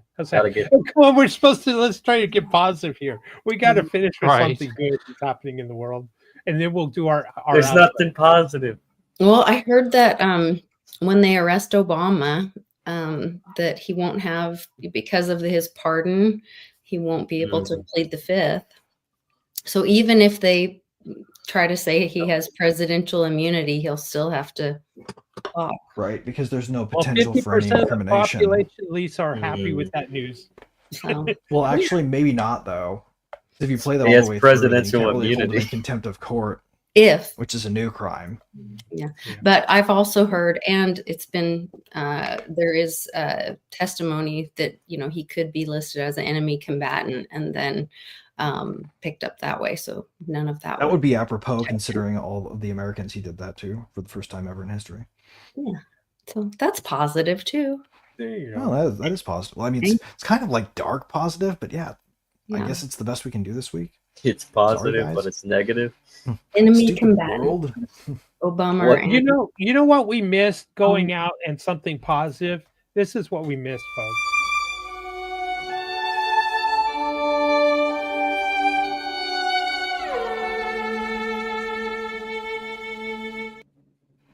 There is a This is really John. important we bright missed you. side to note.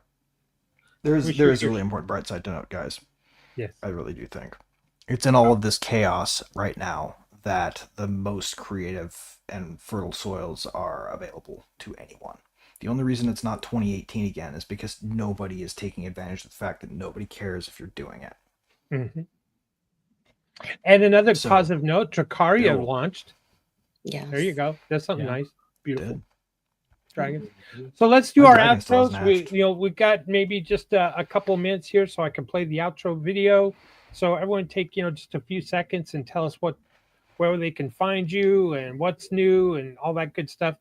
Lisa, can we start with you and then we'll move towards Greg and up and around back to me. I'm just so happy that you are back. I am. We missed Thank you you. terribly. So happy the Emperor has returned, and glad to have you back. I did a show with Sean on Tuesday. So if you haven't watched that, go watch that on my channel or Sean's channel.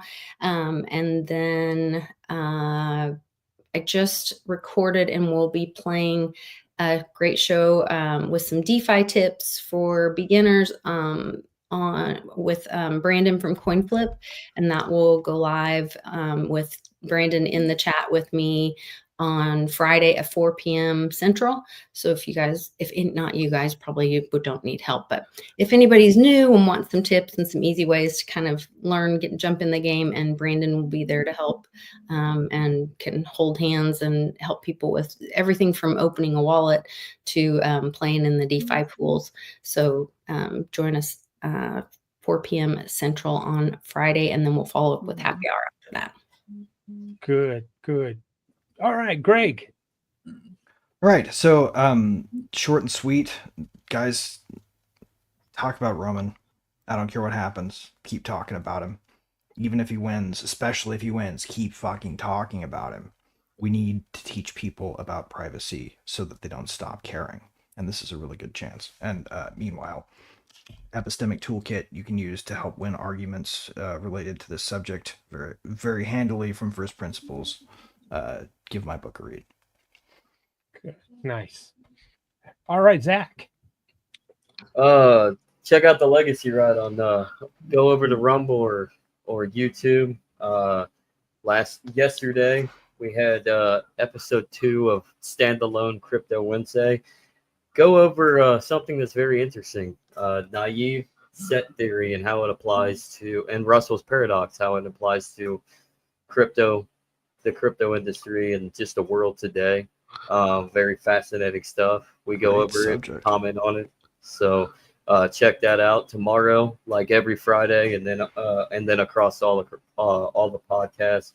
But at 11 a.m. will be Weekly Legacy, where we continue to dive into philosophical pursuits on just society and culture and faith and all sorts of things. And I believe we're going to be doing the next on the series is a anarchy versus menarchy debate pertaining towards Yaron Brooks. And I forget who he's debating, but Yaron Brooks probably gets devoured.